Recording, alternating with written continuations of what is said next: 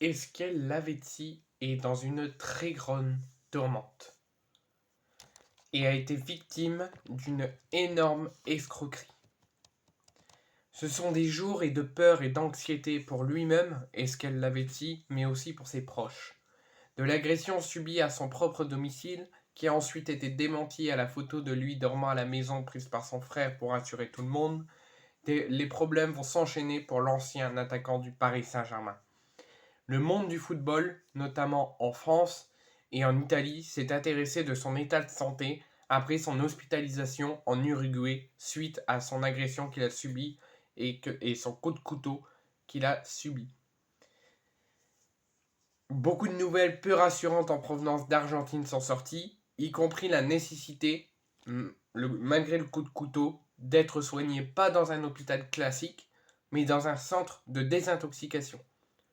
Dès là, je ne comprends pas. Il est agressé à son domicile, c'est démenti par une photo, donc ça je donne pas trop mon avis, mais il est agressé, il est victime d'un coup de couteau, et au lieu d'être transféré à l'hôpital et d'être soigné à l'hôpital, il est soigné dans un centre de désintoxication. Comment on peut m'expliquer? Comment ça se fait que... Je le défends pas, hein. C'est juste la manière dont il est traité, dont il est soigné, que, vous voyez, la rivalité Marseille-Paris, ça ne se met pas dedans. Ça a beau être un ancien joueur du Paris Saint-Germain, ça reste, en dehors du football, un être humain. Donc là, comment il est traité, comment il est soigné, je trouve ça inacceptable. On se fait prendre un coup de couteau, on est blessé, on doit être transporté par les pompiers, on est transporté dans un hôpital classique. Pas dans un stand de désintoxication.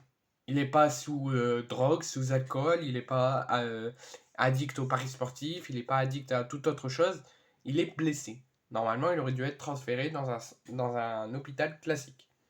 Donc en ce début de semaine, une nouvelle révélation par un journal italien devient encore plus critique.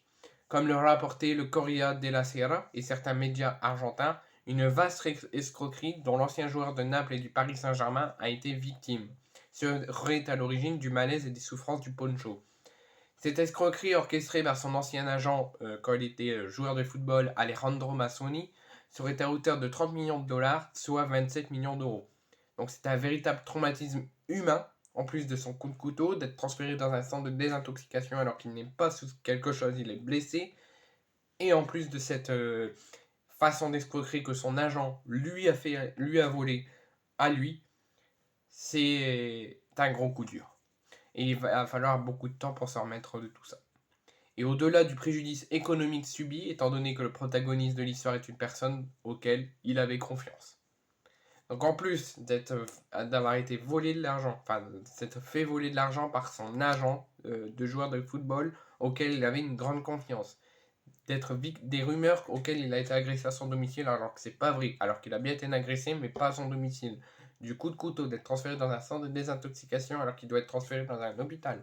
Beaucoup de choses auxquelles il va falloir beaucoup de temps à Esquel Lavezzi pour se remettre, mais aussi à ses proches. Bon courage, tout mon rétablissement, tout mon soutien, tout mon courage à lui, à ses proches et à sa famille.